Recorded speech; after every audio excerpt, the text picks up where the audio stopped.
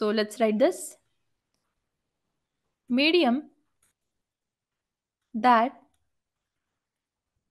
facilitate communication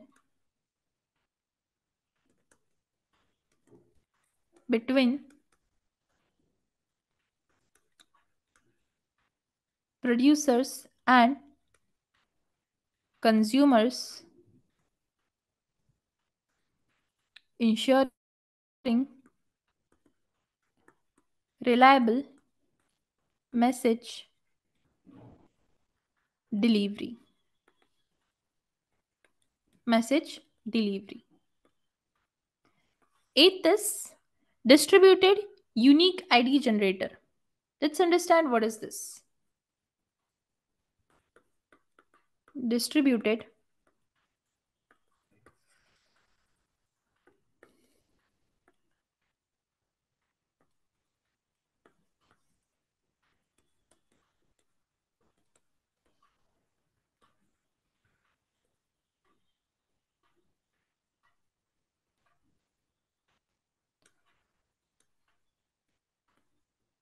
distributed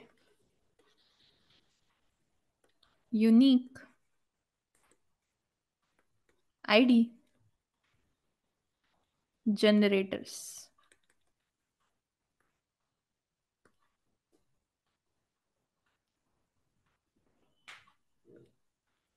So from the name itself, you can see that it creates some unique ID for the generators.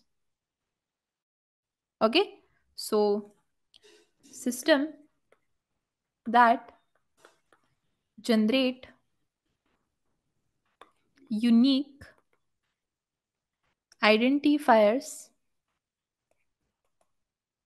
for events or task in a distributed environment.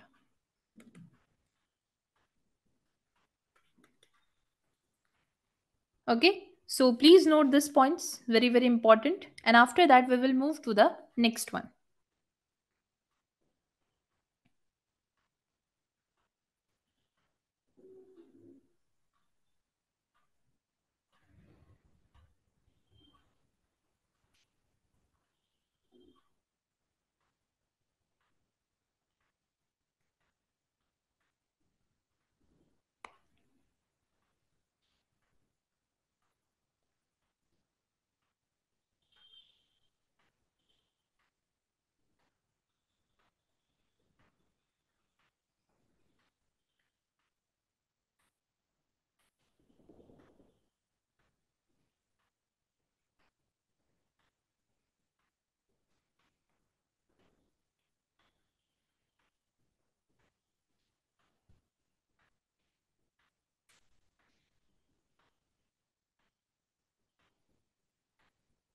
So in various companies, one of the question was asked on whatever we have studied right now.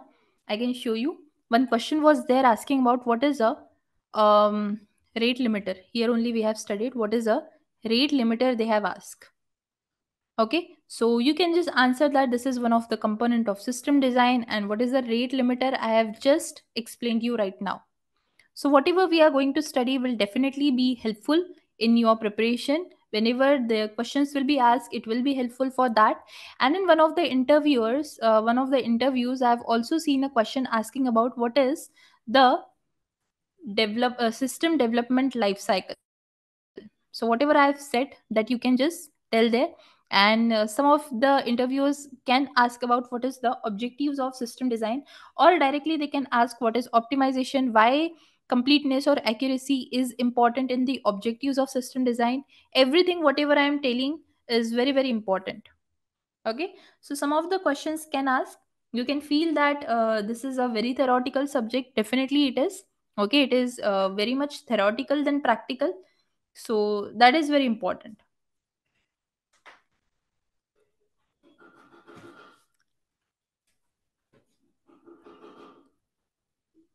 So this you need to remember, everyone, right?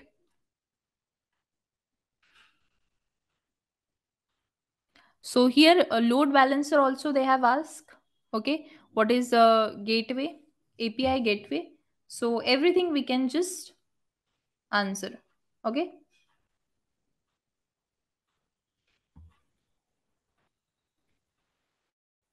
So please understand this very, very carefully. Okay. Let's see the next one, which is distributed search, right?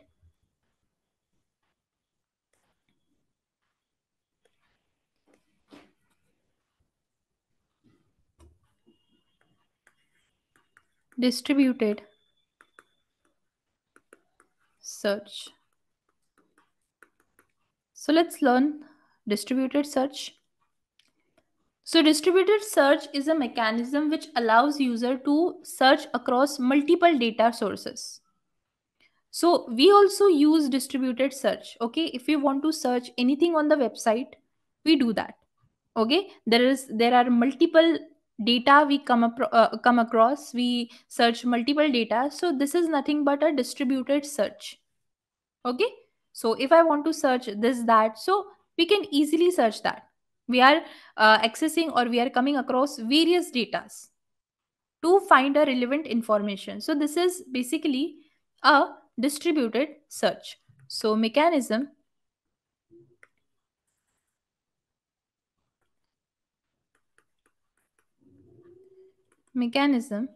that allows users to search across multiple data sources or websites for relevant information. Relevant information. Okay. So the 10th is distributed logging services. Distributing logging services. So here the system collects and trace the log across the services so that it can monitor the troubleshoot applications. Okay. So collects and trace logs across services to monitor and troubleshoot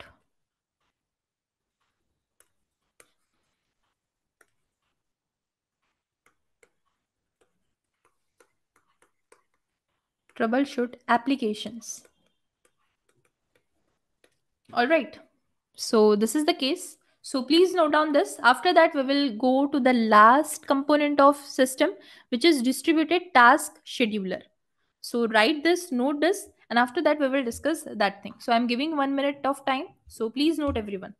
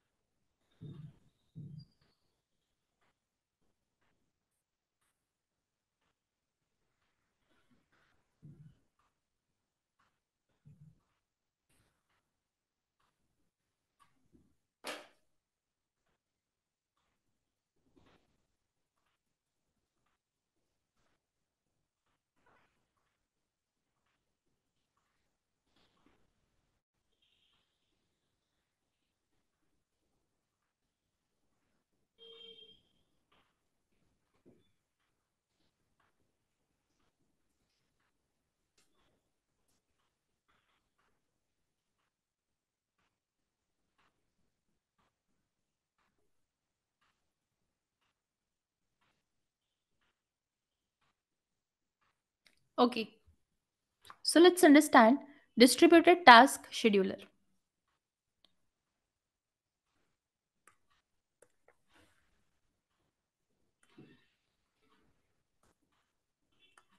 11th point is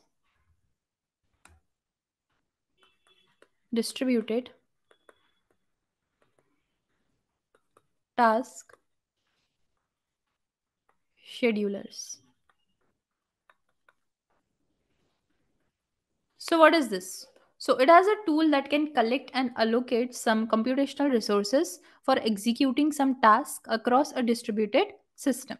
Okay, so whatever the system is executing a task, so it will manage and allocate some resources to it. Okay, so that is called as distributed task scheduler. So, tools that manage and allocate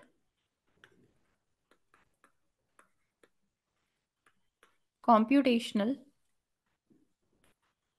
resources for executing tasks across a distributed system. Okay, distributed system. So note this last point, everyone.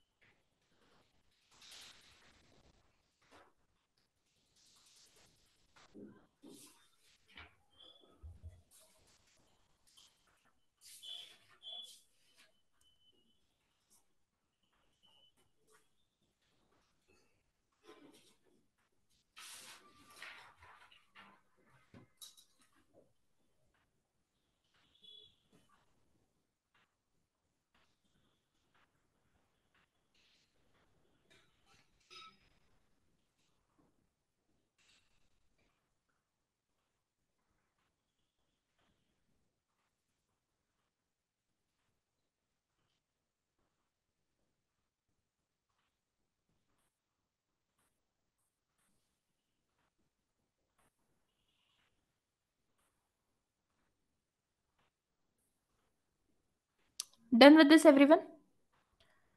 Now let's understand what is a system design life cycle, which is very, very important. Okay, so giving a minute more. So write this, everyone, note this point, and after that, we are heading towards a very fresh and new topic, and which generally the interviewers ask. So be prepared with that.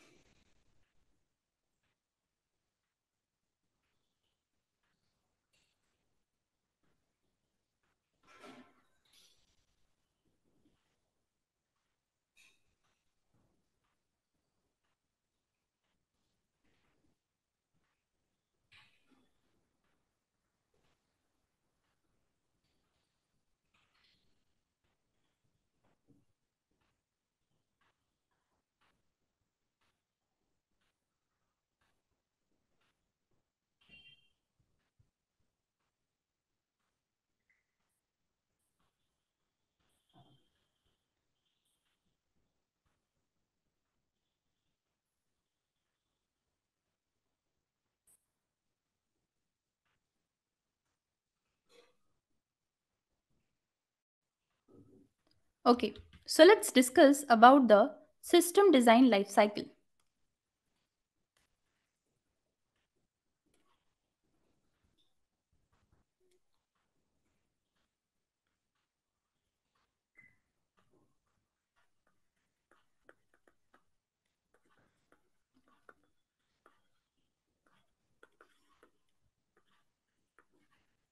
which is also called as SDLC. So this is nothing but a process which outlines the step, okay, and it is for the developing of a system. So be it a software application or hardware solution or an integrated system combining both, okay, it is a series of phases that guides engineer through a creation of a system which aligns the user's need and organization goals. Okay, so here are some main thing which we are aiming to ensure that the end product is reliable, scalable and maintainable.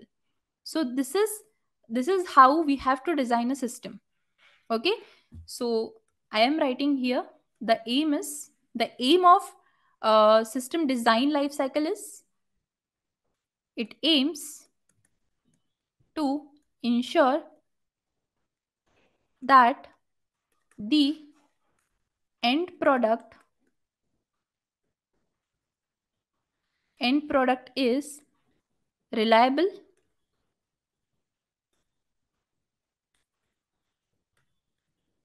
scalable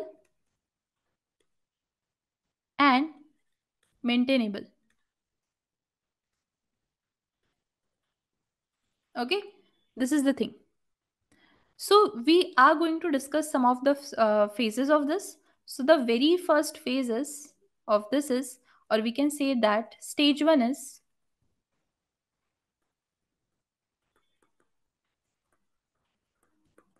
first is planning, very important.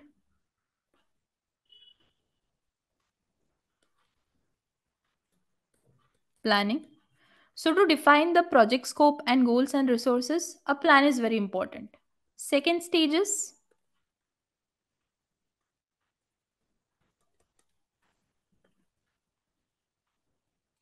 feasibility study, which is it assesses the practicality of the proposed system. Okay. Third is stage 3 is system design.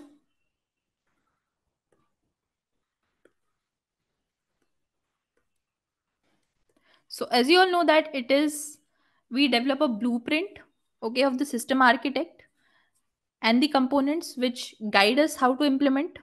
Okay. So note this everyone. After that we will see the next stages also. So note this and make a proper note about it.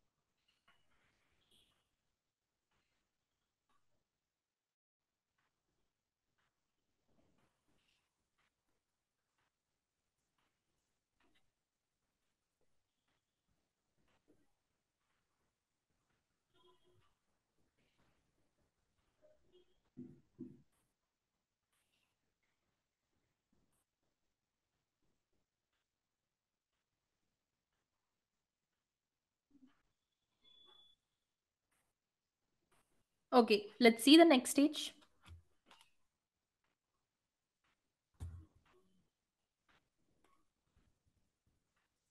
So stage 4,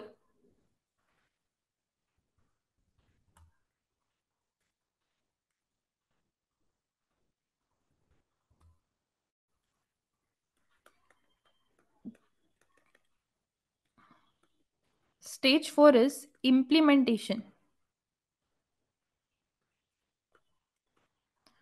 So transfer the design into an operational system. Okay, whatever we have designed, it should work also, so we have to implement that. So this is the stage. And the sixth is deployment stage. Okay, no, directly we cannot deploy in the market, right? We should go with the testing stage. So this is very important. So here we verify that the system meets the specific requirements or not. So that is the complete testing will go on in this stage. And after that, the last stage is stage 6 is about deployment. Okay. So those who are in the product based company, they very well know about what is deployment. Deployment means that whatever we have created or we have changed, that we are introducing to the market. Okay. Or if we have created some unique feature that we can tell to the market to use. Okay. So this is nothing but the introduction, the system to be invented in the environment. So to introduce the system to its intended environment. Okay, so this is nothing but deployment is there. So this is a complete system design life cycle.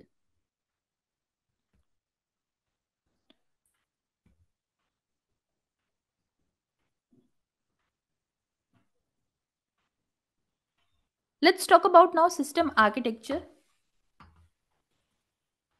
So system architecture is a way in which we define how the components of a system are depicted, design and deployment of software. So this is nothing but a skeleton design of a software. Okay, design system depicting components, abstraction level and other aspects of software design. In order to understand it in a layman's language, it is nothing but it aims or logic of a business should be crystal clear and laid out in a single sheet of paper. Okay, so that is it, nothing but the architecture should be.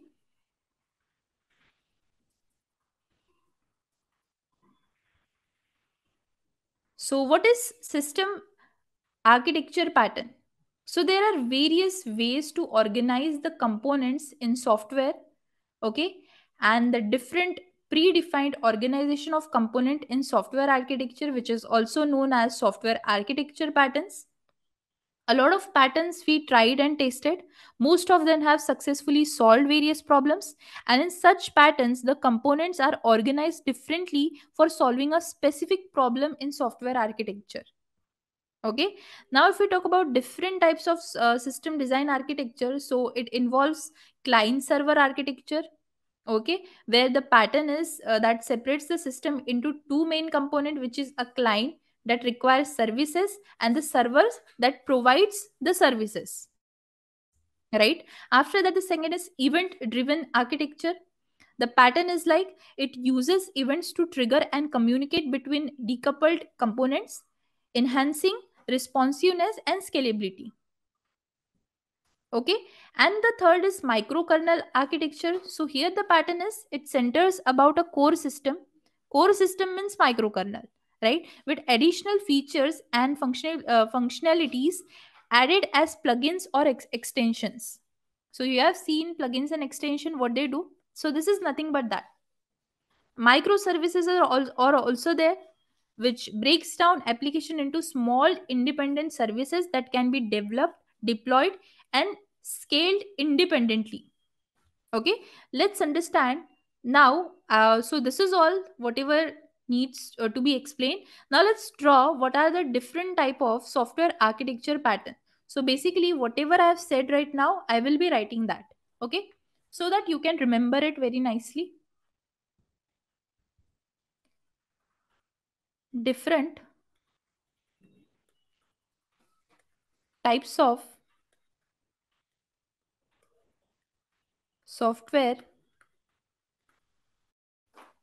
architecture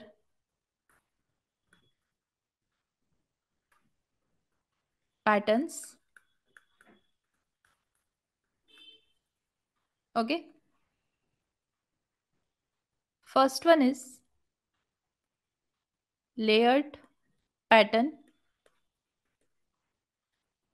Second is client server pattern. Third is event driven pattern. Fourth is micro kernel pattern. Fifth is micro services pattern. Okay, and this we have discussed in a brief way. So you all can note this.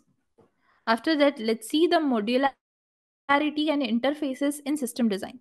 So this will be our next topic which we are going to cover. After that, we are also going to see the evaluation or let's say upgrade scaling of existing system, that thing. And we will also see how data flow between system happens.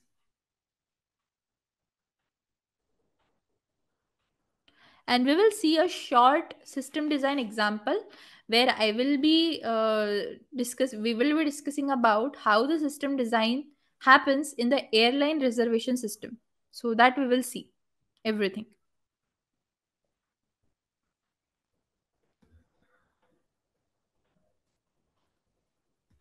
So note this everyone till then.